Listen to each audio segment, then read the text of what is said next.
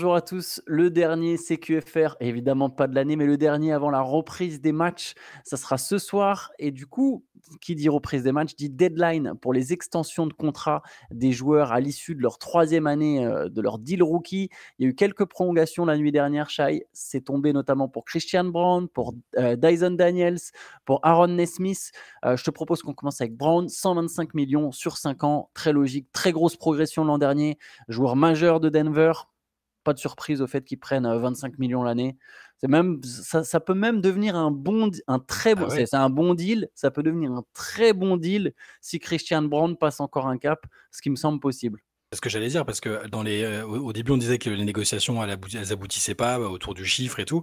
Je m'attendais pas à ce que ce soit sur 5 ans, parce que là, tu as un joueur très bon, et qui a été important sur les dernières saisons et lors du titre et qui peut progresser comme tu l'as dit encore, sur 25 millions la saison. Quand tu compares avec d'autres, joueurs qui ont même signé récemment, c'est pas si élevé que ça finalement. Donc, s'il se développe encore, ce sera un super deal même, je trouve. Donc l'avoir sur 5 ans, l'avoir verrouillé, c'est une super affaire, je trouve, pour Denver.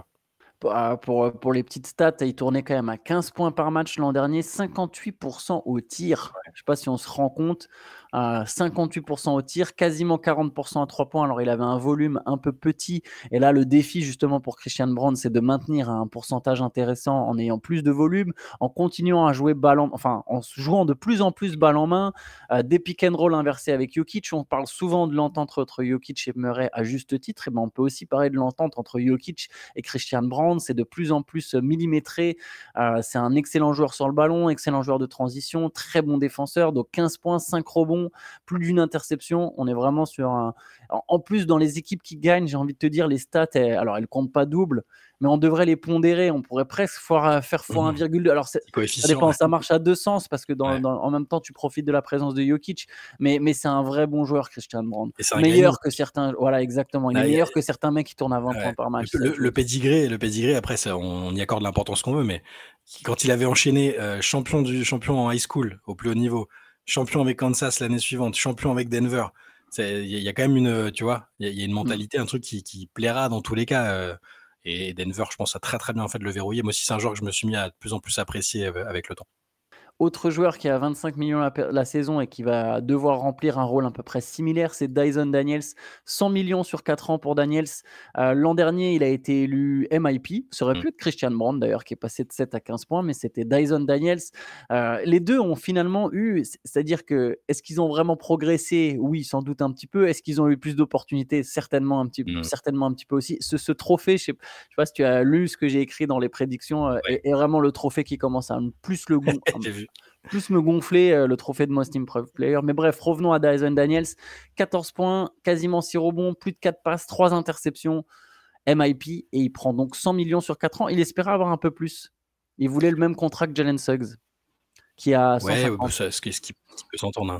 Ce qui peut s'entendre, mais il faut aussi dire que Daniel, s'il était, alors je sais plus quel est le classement final, mais je veux dire, il avait des prétentions légitimes, dans la course au DPOY aussi. C'est un Deuxième défenseur ou troisième. extraordinaire. Ah ouais. Deuxième du Depoy. Ah, c'est pas si fréquent, tu vois? Tu fais MIP 2e, au Mm. DPOY, en étant encore relativement jeune, là, hein. Il a 22 ans seulement. Il y a encore une belle marge de progression. Je trouve que c'est une super affaire, à ce tarif-là, pour les Hawks dans la manière dont ils construisent l'effectif là avec ces jeunes joueurs plus, Trae Young. C'est enfin, je trouve ça super. C'est là aussi, ça pourrait s'avérer être pas cher du tout et une très belle affaire, s'il continue à se développer comme ça, ou même juste s'il est aussi bon, ce qui est déjà, moi je l'ai trouvé vraiment très, très impressionnant l'année dernière. C'est une super affaire, je pense. Et Suggs, pour la comparaison, Suggs, il a donc eu 35 millions, c'est 35 millions la saison. C'est juste qu'on est à une époque où les franchises maintenant comptent un peu plus leurs sous avec Oui. l'entrée du CBA en vigueur en juillet 2023. Pour Daniels, bah oui, ça peut être une très bonne affaire. J'attends quand même de voir comment ça va se passer maintenant Mmh. qu'il y a Rizaché qui est amené à monter en puissance, qu'il y a Jalen Johnson qui revient. Tu vois, Daniels, il a aussi profité de ça. De voir est-ce qu'il arrive à avoir le même rendement offensif qui justifierait les 25 millions. Est-ce que ça s'applique aussi à Christian Brown, hein, c'est ce que je viens de dire. Ouais. Sauf que Dyson Daniels a plus de concurrence et Dyson Daniels est moins adroit à 3 points. Lui aussi va devoir vraiment progresser pour devenir un joueur que tu peux vraiment faire jouer. Là, il est idéal aux côtés de Trae Young parce qu'il y a beaucoup de shooters et parce que Trae Young, on a besoin de lui mettre un défenseur et Daniels est polyvalent. Mais Daniels a encore un peu des petites choses à prouver. Après, je suis d'accord, 25 millions la saison, saison, a priori, c'est quand même plutôt bien pour un joueur de ce Et calibre. il a vraiment il a que 22 ans, quoi. Et donc là, Exactement. là, c'est vrai qu'à 3 points, il fera mieux, je pense. Hein. Il était à 34% l'année dernière, mais que quand même 14 points de moyenne. Donc à nouveau, comme on le disait par exemple pour un Toumani Camara, on est plus sur des profils de joueurs vraiment unidimensionnels où tu les mets que pour défendre. Je pense à Mathis Taiboul, que j'aime beaucoup, mais qui a jamais, alors à cause de blessures aussi, hein, mais qui a pas franchi le cap et qui a jamais pu être plus qu'un super défenseur. Là, Daniels, Camara, ces joueurs-là, ils arrivent à être complets. Ouais, c'est clair. Et donc 3e prolongation, c'est Aaron Nesmith qui prend 40 millions sur 2 ans, c'est le max, qu'il pouvait prendre sur une saison, donc 20 millions la saison, et ça me laisse penser, est-ce que finalement il va rester vraiment longtemps à Indiana? Alors il a un trade kicker, donc c'est pas nécessairement pour être tradé, mais si tu le vois dans j'imagine que quand tu donnes le max sur une période un peu plus courte, c'est qu'il y a eu des négociations qui ne sont pas forcément bien passées sur le contrat long, et c'est que du coup, tu te dis: «OK, peut-être qu'il peut y avoir divorce dans 1 ou 2 ans», à Ils se voir ce laissent de qui va la se marge, passer quoi. avec Aaron Nesmith. Les 2 parties se laissent de la flexibilité, je pense. C'est-à-dire que si, s'ils veulent s'engager sur le long terme, ils pourront encore renégocier. Et si et lui a pris ses sous maintenant, il sait aussi quelle importance il a eu l'année dernière. Je pense hein, les gens parlent beaucoup à juste titre d'Haliburton. Là, il y a la perte de Miles Turner. Nesmith, ses playoffs, ils sont assez dingues. Hein. Même sa saison régulière, quand tu regardes, il shoot à 43% à 3 points. Il était hyper. Il n'est pas passé loin, je crois. Il est pas passé loin d'être dans le 50, 40, 90. Il était plus pas éligible pour je sais plus quel critère, mais il Pas fait une assez de super saison. lancers. Il a pas Ouais, c'est tiré ça, assez pas de assez de lancers. lancers, ouais. Et puis il y a ce match où il shoot à 8 sur 9 à 3 points. Enfin, il a enchaîné les très bons matchs, je trouve. En soi, c'est aussi une bonne affaire parce qu'il y a cette flexibilité-là. Tu t'engages pas sur du trop long terme. Tu sais pas comment Haliburton va revenir, comment les choses vont évoluer. Est-ce que tu auras une nouvelle fenêtre? Je trouve que c'est bien pour tout le monde. Il se laisse de la flexibilité, ce qui est quand même un petit luxe en NBA aujourd'hui. Tu vois, là, on parle de joueurs qui ont signé 5 ans, 4 ans. Si ça se passe mal, voilà, faut tout de suite se retourner et essayer de trader. Là, voilà, les 2 parties ont de la flexibilité. Je pense qu'Aaron Nesmith, il est bien conscient que son profil est très demandé par Eh les ouais. équipes candidates au titre, et il se dit, bah, ou par les équipes même qui veulent passer un cap. Tu vois, il a sans doute vu ce que Nickel Alexander-Walker a signé comme contrat pendant l'été, même si Alexander Walker, au final, il est quoi? Il est à 60 millions sur 4 ans. C'est pas non plus, tu vois, il est à 15 millions la saison, Ouais. mais il se dit que si le cap monte, il y a un moment où Nesmith, peut-être dans 2 ans, il sera éligible à des contrats assez massifs, parce qu'il y a sa saison régulière, mais ses playoffs, il est à 49% à 3 C'est dingue. points Ouais. en 5 tentatives par match sur les playoffs, en étant à plus de 12 points, plus de 5 rebonds, quasiment 6 rebonds. Sur la saison régulière, il était à 12 points, 4 rebonds avec 43%, comme tu l'as dit. Enfin, je veux dire, il a été très bon, il a été très adroit, il a été régulier, il peut défendre, il est athlétique, il est long, il peut shooter. C'est typiquement le profil. Voilà, une équipe, je sais pas, San Antonio, dans 2 ans, ils ont besoin de joueurs de complément, ils se sont séparés de Vassell, va savoir, ils ont besoin d'un 3 très fort, enfin très, très fort dans son rôle pour aller jouer le titre, et ils ont plus de 20 millions à donner. Nesmith, il sera candidat à ce genre de contrat. Exactement. Donc, Toutes les équipes ambitieuses veulent ce genre de joueur maintenant. Il a que 26 ans. Tu vois, il a encore quelques belles années devant lui. Donc ça peut totalement être ce joueur-là qui passe d'un projet ambitieux à un autre. Si à Indiana ça stagne un peu, il sera hyper demandé, c'est clair. je te propose qu'on passe un peu au match de ce soir, parce que c'est Et ouais. justement du coup la grande reprise. On commence à 1h30 du matin, heure française, entre Houston et OKC, la remise de bague pour les champions, le Thunder. Ensuite, à 4h, il y aura Golden State contre les Lakers. On commence donc par Houston-OKC. 2 petites infos. Bon, Jalen Williams ne va pas jouer, Hmm. on s'y attendait. Opéré du Blessé, poignet ouais, pendant exactement. l'intersaison. Ouais. Donc il ne sera pas là pour le premier match. Et Houston démarrera avec ce 5 majeur: Amen Thompson, Kevin Durant, Jabari Smith, Alperen Sengun et Steven Adams.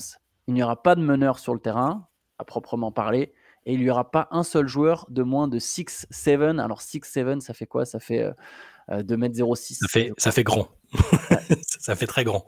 Voilà Il ce que ça fait. n'y aura pas un joueur de moins de 2,6, même si certains, des fois, les mesures, c'est un peu compliqué. Hein. T'imagines, Colin Sexton, il est en NBA depuis quoi? Depuis 5 ou 6 ans. C'est seulement maintenant qu'on se rend compte qu'en fait, il fait Ouais. quoi? 8 cm de moins que ce qui est annoncé. Par exemple, tu vois, Ouais, c'est ça. Amen Thompson, il est annoncé à 2,0. Ah, mais attends, mais 6'7", c'est peut-être 2,0. Ah, c'est de 0 à 6-7. Ouais. Ouais, voilà. On va oublier ce que je viens de dire. Alors, 2,8. Mais ouais, voilà. Il n'y a pas un joueur de 6'7". Non, c'est On se demandait comment ils allaient s'articuler sans Fred VanVleet. Est-ce qu'il y aurait Rich Shepard qui a beaucoup joué pendant la pré-saison? Voilà, il balance, il balance la taille et je pense que contre la plupart des équipes, ça peut très bien passer. Alors, ça va demander à Amen Thompson de montrer les progrès qu'il a pu faire en termes de maniement du ballon pour remonter la balle. Il l'a fait pas mal en pré-saison. Moi, je l'ai trouvé bien sur cet aspect-là. Moi, pareil, je suis excité pour Houston. Je veux voir ce qu'ils vont donner. Ce match-là va peut-être pas être ultra représentatif. C'est le premier de la saison. Ils jouent contre la meilleure équipe de la ligue. Bon. Mais ouais, je suis excité par cette perspective-là. Est-ce qu'ils vont la tenir toute l'année? Est-ce qu'il y aura des ajustements? Ils peuvent en faire. Ils ont sur le banc aussi. Ils ont du monde. Tu vois, un Tari Eason, il peut aussi entrer dans le 5 à un moment. Alors là, Tari Eason, on a parlé des prolongations de contrat. Lui, ça a chopé par contre. C'est un peu, pour l'instant, il n'a pas prolongé. Il sera restricted free agent. Et lui aussi, c'est un joueur qui peut être très demandé. Je l'aime beaucoup et il a ce profil de mec qui peut être demandé après. Mais il y a du monde à Houston. Il y a des formules possibles. Et Ime Udoka a de quoi faire malgré la blessure pénalisante de VanVleet. Ouais, moi, monter la balle, je m'inquiète pas trop. Je veux dire, là où VanVleet ou un meneur va manquer, c'est vraiment pour gérer les temps forts, les temps faibles, pour mettre le jeu en place par moment. Mais de toute façon, on va pas se mentir, Ime Udoka, c'est pas le coach qui met le plus quelque chose en place. Les Rockets sur demi-terrain, il y a des moments, c'était l'une des plus mauvaises équipes de la ligue sur demi-terrain la saison dernière. C'est pas un hasard. Je pense que le jeu va passer beaucoup par Şengün. Je pense que Kevin Durant aura sa part de création. Amen Thompson jouera notamment la transition et la semi-transition. C'est là-dessus où lui, j'imagine, aura carte blanche pour vraiment pousser la balle. Après, sur demi-terrain, je m'attends pas à ce qu'Amen Thompson mette vraiment en place. On verra ce que ça donne. Je suis assez intrigué de cette équipe des Rockets. Puis de voir aussi le Thunder dans quel état d'esprit il démarre déjà le premier match. C'est une équipe qui est championne. Tu sais jamais comment réagissent un peu les joueurs champions. Est-ce qu'il y a du laisser le pied, du baisser le pied ou du laisser aller à voir sur tout ça. De toute façon, c'est pas sur un match qu'on verra. Mais voilà, reprise juste après avoir célébré la bague. Puis ça va être un moment particulier, quoi qu'il en dise, pour Kevin Durant. Il va voir OKC fêter un titre sous ses yeux. Il sera là, la remise des bagues. Alors que je pense qu'il espérait pendant longtemps, durant sa carrière, être l'un des joueurs qui amène le premier titre au Thunder. Ça va être un moment particulier pour lui. Je sais pas s'il sera encore. Tu penses qu'il sera hué à OKC? Parce que là, les dernières déclats où les journalistes lui disent il y a des gens que vous avez envie de voir au OKC pour votre retour, là, machin, et puis il a juste dit non. Peut-être que les gens vont, vu que l'histoire est un petit peu compliquée entre la fanbase et KD avec le départ depuis toutes ces années, je me demande s'il sera encore un peu hué alors que c'est un jour de fête et tout ça. C'est quand même dommage. C'est quand même dommage le rapport entre Kevin Durant et Oklahoma City. Mais c'est dur, on va pas remettre une pièce dans la machine. Moi, je me place du point de vue. En plus, bon, moi, j'ai peut-être plus tendance à me laisser aller à l'émotion en tant que supporter de foot qui est rapidement. C'est-à-dire que je comprends les gens qui l'ont vu partir pour l'équipe qui les a éliminés alors qu'ils avaient encore une équipe compétitive. Ouais. C'est dur. Mais après, ça veut pas dire que c'était il y a 10 ans, ça veut pas dire que moi je le sifflerais. Je le huerais pas. Et en plus, là, entre-temps, tu as gagné un titre, tu as une équipe hyper prometteuse, t'en sais rien, tu as peut-être une dynastie devant toi. Ce serait un beau geste d'être dans l'hommage plus que dans autre chose, mais bon, je sais pas si on peut faire confiance aux gens pour ça. C'est très lointain et je suis pas sûr de la réponse, mais des fois, tu peux te demander est-ce qu'il y aurait eu le Thunder champion s'il n'y avait pas eu Kevin Durant au Thunder. Mais je suis pas sûr d'avoir la réponse parce que le Thunder champion, il s'est reconstruit complètement de zéro et c'est pas comme s'il avait signé des free agents qui avaient grandi en étant fan du Thunder parce qu'il y avait Kevin Durant. mais bon, lui, Russell Westbrook, encore plus que James Harden, ont aidé à professionnaliser le Thunder, à montrer au Thunder ce que c'est le très haut niveau parce que cette équipe est allée loin avec Kevin Durant. L'autre match, du coup, c'est à 4h, Golden State, les Warriors contre les Lakers. Du côté des Warriors, je crois qu'on est au complet. Je ne suis pas sûr qu'il y ait des absents vraiment sur ce match. Mais donc, on va découvrir cette équipe New Look avec première saison complète avec Jimmy Butler. C'était l'une des meilleures équipes de la ligue après le trade. À voir dans quel état se trouvent les Warriors, à voir quel sera le rôle de Kuminga, quel sera le rôle d'Al Horford, quel jeune va performer. Et du côté des Lakers, évidemment, reprise sans LeBron James, Luka Doncic en seul maître du navire. J'ai une petite stat sur ça. L'an dernier, les minutes avec Luka sans LeBron, c'est plus 16 de net rating pour les Lakers. Oui, donc ça devrait pouvoir bien se passer. Il n'y a pas que Luka dans l'équipe. Il y a des nouveautés par rapport à la saison dernière aussi qu'il faut prendre en compte, avec Ayton qui est là. Ça va être un bon premier moyen de juger les Lakers sans LeBron. On ne sait pas encore combien de temps il va manquer. C'est une sciatique, ça peut traîner un peu. C'est important dans tous les cas qu'ils arrivent à savoir jouer sans LeBron, qu'ils arrivent à savoir jouer potentiellement un match ou deux sans Luka. Pour être bien classé à la fin, il faut être capable de faire ça. C'est le propre des très bonnes équipes quand même, tu vois. Même OKC arrivait à gagner des matchs sans Shea, et il y a d'autres exemples parlants aussi. Donc ouais, curieux de voir ces Lakers, ces Lakers, curieux de voir aussi les Warriors, hein, qui sont l'un des outsiders. On en parlait dans le podcast d'hier. On les a mis aussi, on a fini par les mettre dans les outsiders. On a mis en outsider, ouais. Ouais, voilà. Il y a un chemin, comme on disait, il y a un chemin pour que les Warriors fassent quelque chose. Et pareil, je suis curieux de les voir. Je les ai vus un peu sur la fin de la pré-saison là. J'ai vu un ou deux de leurs derniers matchs. J'ai trouvé Curry vraiment très en forme. Alors ça se traduit pas forcément par des stats dingues, mais le langage corporel, la manière de se déplacer, j'ai l'impression qu'il est en bonne forme physique et c'est important. Tu en parlais, le possible déclin à un moment qui arrive pour toutes les superstars, il peut arriver aussi à Steph Curry à n'importe quand. Je le trouve bien. J'ai pas l'impression qu'on soit sur cette saison-là encore et je m'attends même à une bonne saison, de sa part. Du côté des Lakers, on parlait de LeBron. Il y a un livre qui sort qui évoque LeBron James aux Lakers, qui évoque notamment ses rapports avec Russell Westbrook et plutôt comment ces deux joueurs en ont fini à plus piffrer. Enfin, en tout cas, Westbrook qui ne pouvait plus encadrer LeBron James. Il y a un extrait de livre. Tu voulais nous en parler un peu, Shai? Ouais, donc en fait, The Ringer a mis un extrait du livre qui s'appelle Hollywood Ending the Dreams and Drama of the LeBron Lakers. Le titre est très explicite, hein, c'est très centré sur LeBron, hein, tu le disais. Ouais, l'extrait de ce qui sort de l'extrait, alors ça paraîtra très très très très à charge contre LeBron, mais Westbrook a forcément parlé, ou des proches de Westbrook ont forcément parlé avec l'auteur pour raconter tout ça. Alors ça parle évidemment du moment où Westbrook était sur le trading block, où on parlait d'un trade avec Kyrie Irving, que LeBron voulait qu'il parte, que Darvin Ham devait gérer cette situation-là, trouver le moyen que ça fonctionne. Bon, on savait que c'était compliqué et qu'ils ne se sont pas forcément séparés en ultra bon terme, ça on savait. Ce qu'on savait un peu moins, c'est que en interne, Westbrook en est vraiment venu à plus piffrer du tout LeBron et à le considérer comme disons les choses très clairement, un énorme mytho et un hypocrite, que les trucs qui sont relatés dedans, qui sont encore du point de vue de Westbrook, hein, attention, et de l'auteur, c'est des trucs qui sont parfois utilisés pour piquer LeBron sur le fait qu'il se pointe avec des livres qu'il n'a pas lus, qui disent qu'il avait prédit le match à 80 points de Kobe en disant, la veille, que des choses comme ça, qui sont absolument pas graves en soi, hein, c'est de l'image. Mais Westbrook, lui, ça l'a touché directement parce que, en gros, on comprend dans l'extrait que, du point de vue de Westbrook, LeBron œuvrait en interne pour que Westbrook parte et que pour Kyrie vienne, mais qu'en façade, devant les journalistes, il était hyper véhément pour le défendre et pour dire non, vous pouvez pas dire ça, vous êtes des Westbrook haters et compagnie. Et ce qui est marquant dedans, et vous pouvez aller lire l'article sur The Ringer, et je pense qu'on va en écrire une petite brousille aussi sur Basket Session pour vous raconter ça. C'est un épisode avec Will Smith, parce que Rob Pelinka, il a ce qu'il appelle un peu un Genius Club où il fait venir des personnalités pour parler et inspirer les joueurs. Et un jour, il y a Will Smith qui est venu.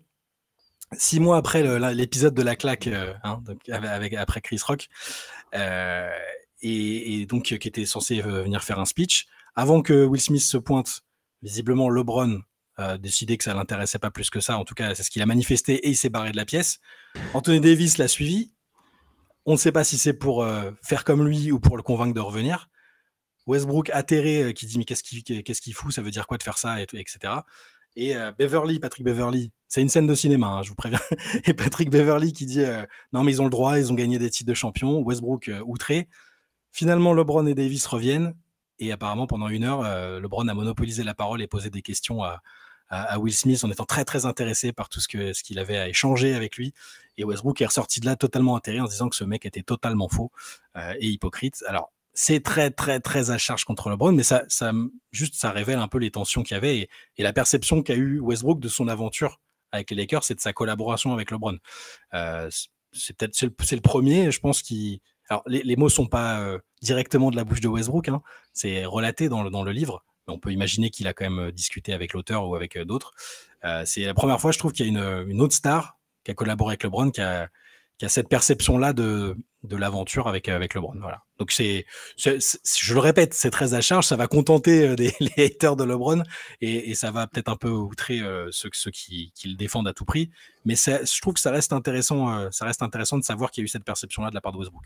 Après, en fait, quand j'y réfléchis, il y a quand même beaucoup de stars avec qui c'est pas toujours passé avec LeBron enfin, il y en a quelques-unes. Mmh. Hem, je Sur le Heat, c'est un peu plus délicat parce que LeBron était plus jeune, c'était différent.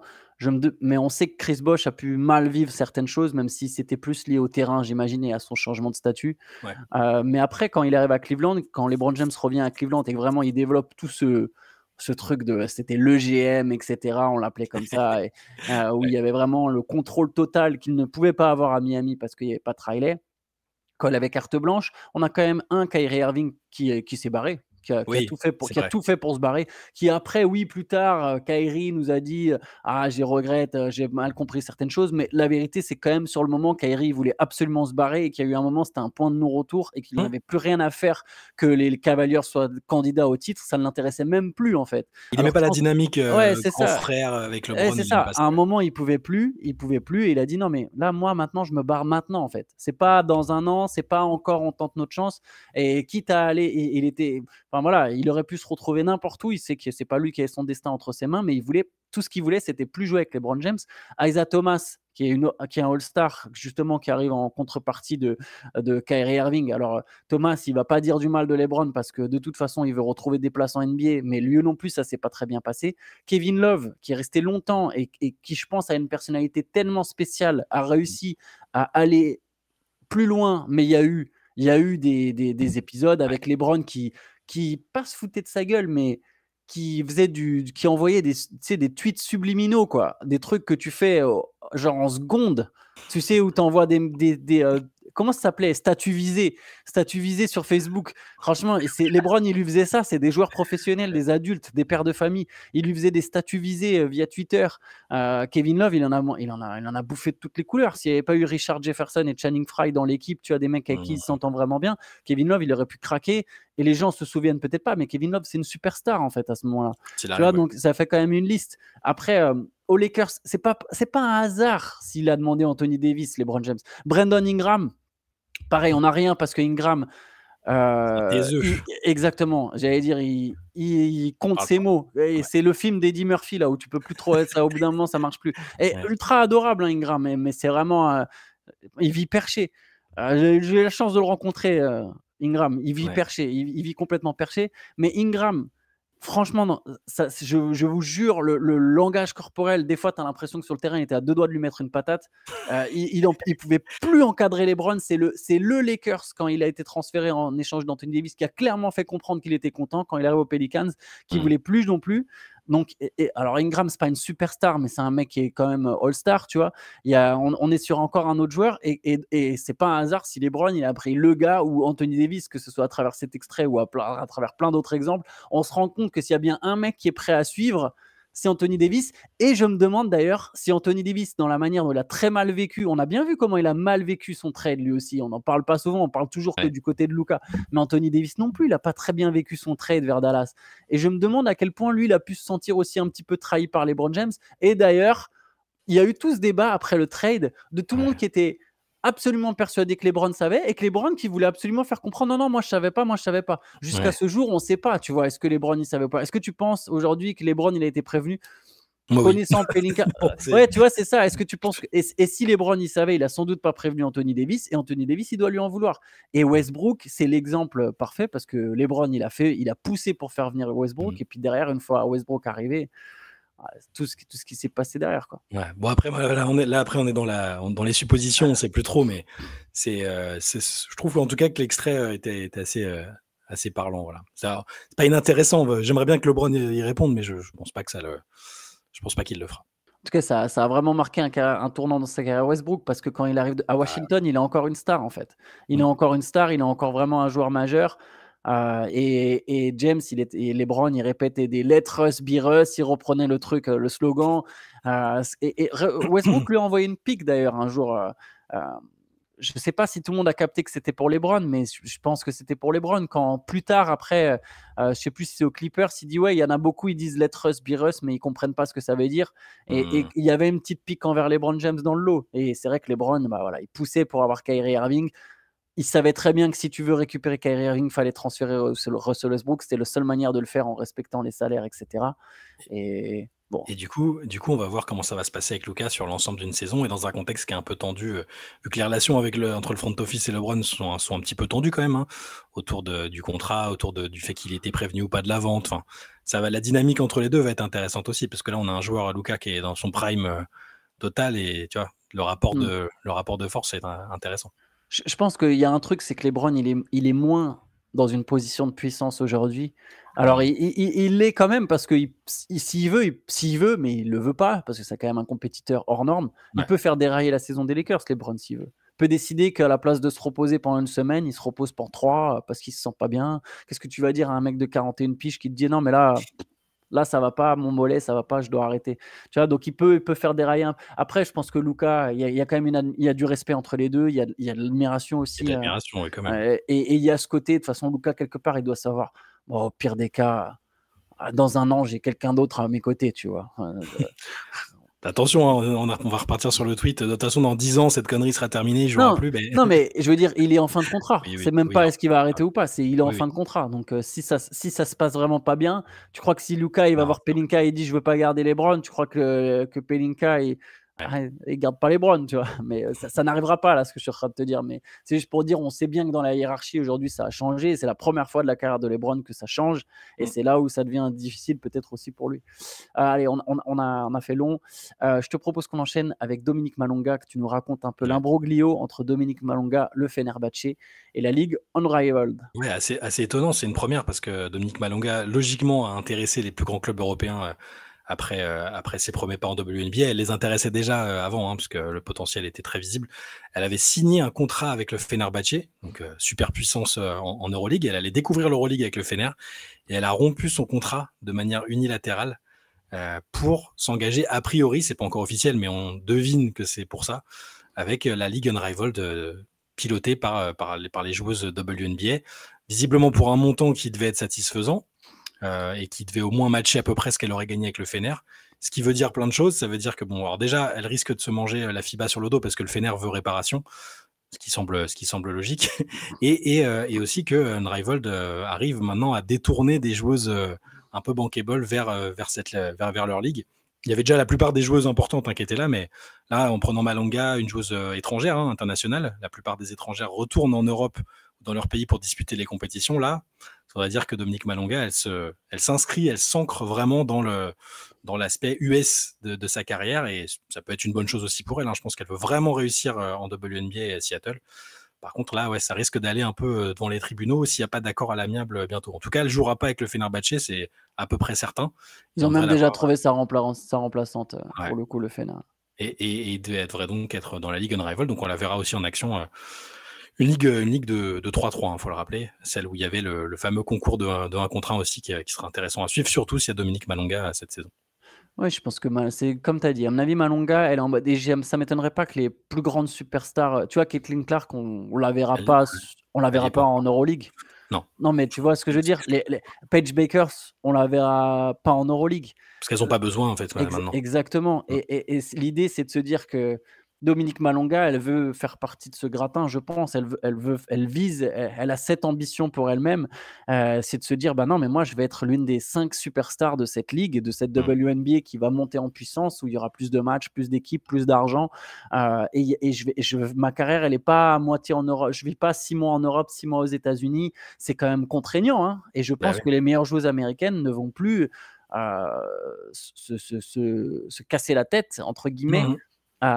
Certaines vont le faire peut-être par passion, certaines vont le faire par envie parce qu'elles ont des amis, tu vois, parce qu'il y a un attachement, ou par esprit de compétition, mais je ne serais pas surpris que maintenant les plus grandes stars américaines, comme je disais, Clark, Bakers, on ne le verra pas en Euroleague à mon avis, et Malonga, bah voilà, elle est partie pour 10 ans, c'est les États-Unis, tu vois, je vais faire des comparaisons, mais je vais faire des comparaisons ambitieuses, pardon, mais l'objectif, c'est Tony Parker, c'est Victor Wembanyama, c'est ça, c'est je deviens la star française en WNBA, et mieux que ça, je deviens une superstar WNBA, et tout ce qu'elle a entrepris jusqu'à présent, à mon avis, devrait à raison lui laisser penser qu'elle est capable d'arriver à ça, tu vois. Ouais, elle avait déjà du coup privilégié la WNBA, elle n'avait pas fait l'Eurobasket, faut le rappeler aussi. Toujours dans cette optique-là. Donc bon, on va suivre ce qui va se passer avec le Fenerbahçe, s'il y aura un accord financier à l'amiable ou pas. Est-ce qu'elle va pouvoir aller dans la Ligue Unrivaled? On va suivre ça. Elle a changé d'agent aussi, elle s'est séparée de Comsport, Mm. Dominique Malonga. On s'arrête là-dessus, on se retrouve demain matin de toute façon pour le CQFR, le premier CQFR de débrief de la saison NBA. Je vous rappelle la grande preview, l'ultime preview faite avec Théo et Shai, elle est disponible toujours sur la chaîne YouTube et sur toutes les plateformes audio. Donc on a fait une tier list des 30 franchises, on a parlé des 30 franchises. Alors je crois qu'on n'avait jamais parlé des 30 franchises dans un seul podcast, là on l'a fait. Il y a des previews écrites aussi qui sont sur Basket Session. Aujourd'hui c'est OKC Denver, voilà les deux gros favoris pour nous au titre. Et qu'est-ce que je peux vous rappeler aussi que sur Basket Session, vous trouvez le MOOC French Touch, on vient de parler de Malonga. Il y a évidemment du Dominique Malonga et l'avenir de tous les talents françaises à l'assaut de la WNBA, et même ça marche aussi chez les hommes, à l'assaut de la NBA, c'est dans le MOOC French Touch. Il y a des articles spécialement dessus sur ces sujets, et c'est sur Basket Session, et les frais de port sont offerts jusqu'au 31 octobre. Il reste encore 10 jours pour profiter de la période de prévente, et nous on se retrouve demain. Allez, bonne journée à tous. Yes. Ciao, bonne journée. Ciao.